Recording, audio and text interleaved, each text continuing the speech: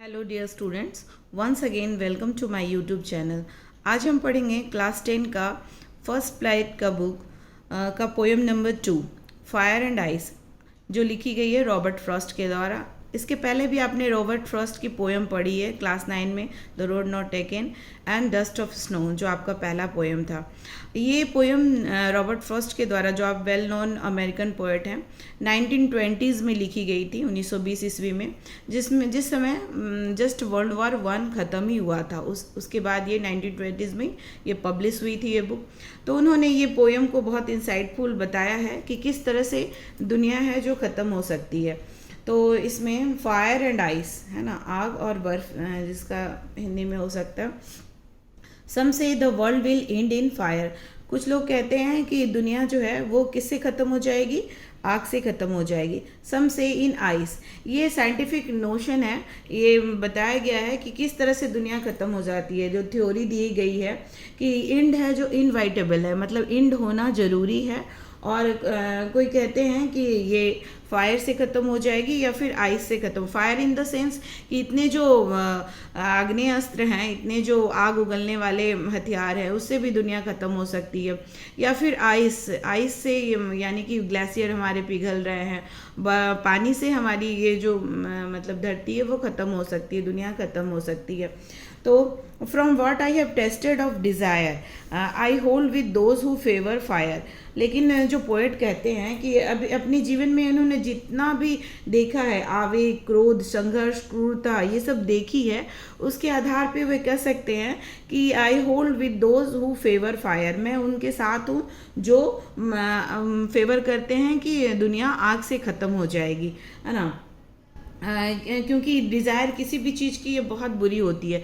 अगर world war भी हुआ, या फर्स्ट वर्ल्ड वार हो या सेकंड वर्ल्ड वार हो, ये किसी भी जो ये हिटलर थे या फिर कोई भी तानाशाह जो रूलर थे, वो चाहते थे अपनी टेरिटरी को एक्सपैंड करना, जिसके कारण सिर्फ वो दोनों के कंट्री ही बर्बाद नहीं हुई, दूसरी कंट्री भी बर्बाद हुई। अभी भी जितने भी लड़ाई होते हैं तो वो जो है हमारे ये नेता हैं, उनके डिज़ायर के कारण होती है, ठीक है। तो ये बता रहे हैं कि I have tested of desire, I hold with those who favour fire, है ना। मैंने जितना भी देखा है कि ये डिज़ायर के चलते ख़त्म हो सकती है दुनिया, तो वो फायर को ये करते हैं, फेवर करते हैं। यहाँ पे फायर डिज़ायर से ये है, कनेक्टेड है।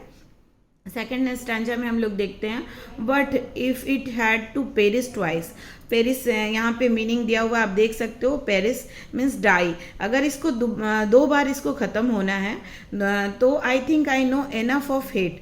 अगर दूसरी बार जब इसको ख़त्म, अगर आग से वो बच भी जाती है दुनिया, तो वो हिमयुग आने पे, माने आइस आने पे वो ख़त्म हो जाएगी। आइस का अर्थ है यहाँ पे क्या है कि जो भी हेट है, आइस जो है कूलनेस पे हेट है, घृणा है ना। आप किसी से घृणा करते हो तो उसे देखना नहीं पसंद करते हो, उसे बात नहीं करना पसंद करते हो। तो किसी भी उदासीनता, घृणा और असंवेदनशीलता से क्या है, ये दुनिया ख़त्म हो जाएगी। Is also great and would suffice, है ना। सफाइस मीन्स बी सफिशियंट है, मतलब ये काफ़ी है घृणा किसी चीज़ को ख़त्म करने के लिए। एंड आप इतनी घृणा करते हो कि उसे आप जान से मारना चाहते हो, आप उससे मतलब बिल्कुल अलग होना चाहते हो। तो ये दो चीज़ से है, ये फायर एंड आइस से। फायर में आप डिज़ायर को वो लिए हैं, और ये हेट है, ये आइस हेट को लिए हैं। तो इस तरह से इन दोनों चीज़ों को पोएट ने बखूबी यूज किया है। बस ये था पोएम का शाब्दिक अर्थ। अब हम इसमें देख सकते हैं इसका ये पोएटिक स्कीम क्या है, या राइमिंग स्कीम क्या है। तो इसमें आप देख सकते हो, यहाँ पे फायर है, फायर, आइस, डिज़ायर, फायर। तो यहाँ पे फायर, यहाँ पे ए लिखते हैं, ए, डिज़ायर, फायर, डिज़ायर, फायर, है ना। तो इसको ए लिखते हैं, उसके बाद फिर इसको बी लिख रहे हैं, आइस, है ना, ट्वाइस। उसके बाद फिर यहाँ पे फिर आइस है, फिर है सफाइस, ये भी बी लिख सकते हैं इसको। और यहाँ पे जो हेट है और ग्रेट है ना, हेट और ग्रेट को हम लोग क्या लिख सकते हैं, सी दे सकते हैं। तो इसका पोएटिक जो राइमिंग स्कीम क्या हो जाएगा, A B, A B C, B C B, ये इसका राइमिंग स्कीम हो जाएगा। अब सीबीएसई में क्वेश्चन पूछा जाता है कि इसके पोएटिक डिवाइसेस क्या क्या हैं। तो इसमें पोएटिक डिवाइसेस में 4-5 तरह की, इसमें छोटी सी पोएम है लेकिन फिर भी इसको थोड़ा सा डिस्कस कर लेते हैं। 4-5 तरह की पोएटिक डिवाइसेस है। पहला है एलिट्रेशन। एलिट्रेशन मीन्स जैसे दो वर्ड हैं, वर्ल्ड विल, है ना, एक ही तरह से साउंड कर रहा है, तो ये किस तरह से वर्ल्ड विल, सम से, एक दो वर्ड है एक ही तरह से साउंड कर रहा है तो इसको एलिट्रेशन कहते हैं, सब में है इसमें। उसके बाद फिर क्या है, एजोनेंस। एजोनेंस मीन्स जैसे किसी वॉवेल का बार बार यूज हुआ, ओ, होल्ड है, दोज है, हु है, फेवर है, इसको एजोनेंस बोलते हैं, है ना। उसके बाद फिर क्या पोएटिक डिवाइस है, एनाफोरा। एनाफोरा मतलब जैसे सम से ये इनिशियल जो दो लाइन है ये एक ही से स्टार्ट हुआ है तो इसको एनाफोरा बोलते हैं। साथ ही साथ पर्सोनिफिकेशन, जैसे हम लोग फायर और आइस दोनों को एज ए पर्सन लिए हैं कि ये डिस्ट्रक्ट कर देंगे, है ना, वर्ल्ड को डिस्ट्रक्ट कर देगा, एज ए पर्सन हम लोग इसको यूज किए हैं तो ये पर्सोनिफिकेशन हुआ। उसके बाद इंजैबमेंट है। इंजैबमेंट एक अनदर पोएटिक डिवाइस है। इसमें हम लोग जैसे फर्स्ट से किसी भी लाइन में जैसे फायर के बाद यहाँ पे कोई भी कॉमा फुल स्टॉप नहीं है, दूसरे लाइन पे जाते हैं तो यहाँ पे इंजैबमेंट का यूज हुआ है। उसका डिज़ायर के बाद यहाँ पे भी कोई भी कॉमा फुल स्टॉप नहीं है तो यहाँ पे क्या हुआ है, ये इंजैबमेंट का यूज़ हुआ है। इसी तरह से हेट है, आइस है, ग्रेट है, तो यहाँ भी इंजैबमेंट का यूज़ हुआ है। तो इस तरह से हम लोग देखते हैं 5 तरह की पोएटिक डिवाइस है। अब हम इसका क्वेश्चन आंसर कर लेते हैं जो आपके बुक में है। ओके, हम इसमें देखते हैं क्वेश्चन आंसर। पहला क्वेश्चन है आपके बुक में, there are many ideas about how the world will end, now do you think the world will end someday? Have you ever thought that would happen if the sun got so hot that it burst or grew colder and colder? तो इसमें पूछा गया है कि there are many ideas, यहाँ पे बहुत सारे विचार हैं, है ना। इसमें बहुत सारे विचार हैं कि क्या दुनिया का अंत किस तरह से होगा, धारणाएं हैं। क्या आपने कभी सोचा है कि संसार नष्ट हो जाएगा, वर्ल्ड नष्ट हो जाएगा, या आपने कभी सोचा है कि सूर्य इतना गर्म हो जाएगा? Do you ever think the world will and someday, यानी कि आपने कभी सोचा है कि ये संसार नष्ट हो जाएगा? Have you ever thought that what would happen if the sun got so hot that it burst, है ना।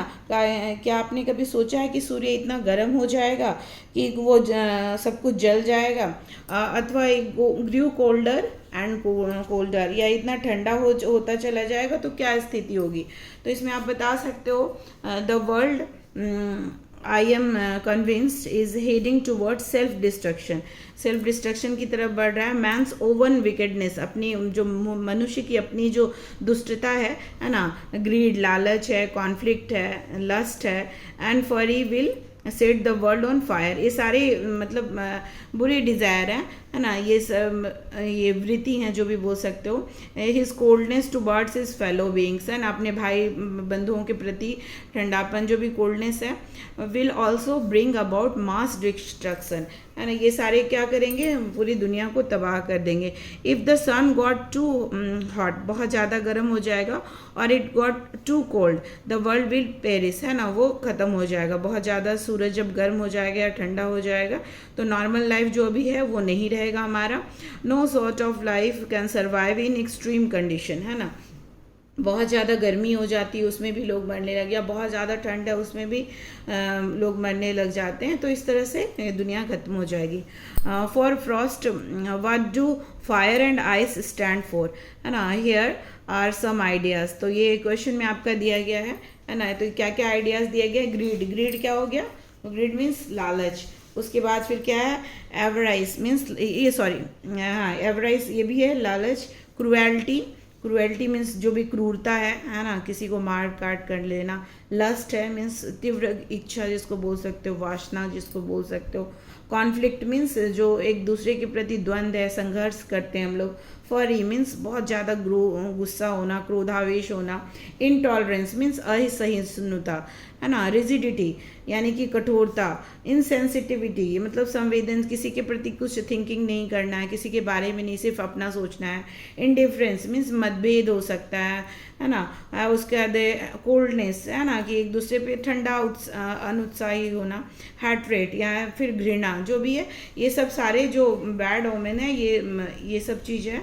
तो इसमें आप देख सकते हो फायर इट स्टैंड फॉर फरी, है ना, फरी है यानी कि बहुत ज़्यादा जो गुस्से से जलना है, cruelty, lust, greed and hatred. Ice stand for indifference, insensitivity and coldness, है ना।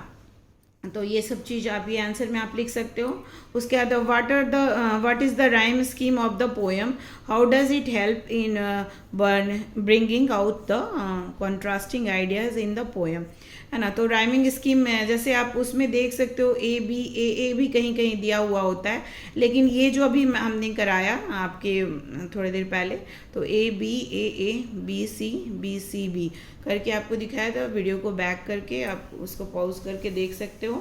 That's all. अगर ये आपको पसंद आया हो तो प्लीज़ इसको लाइक, शेयर एंड सब्सक्राइब ज़रूर से कीजिएगा। Thank you.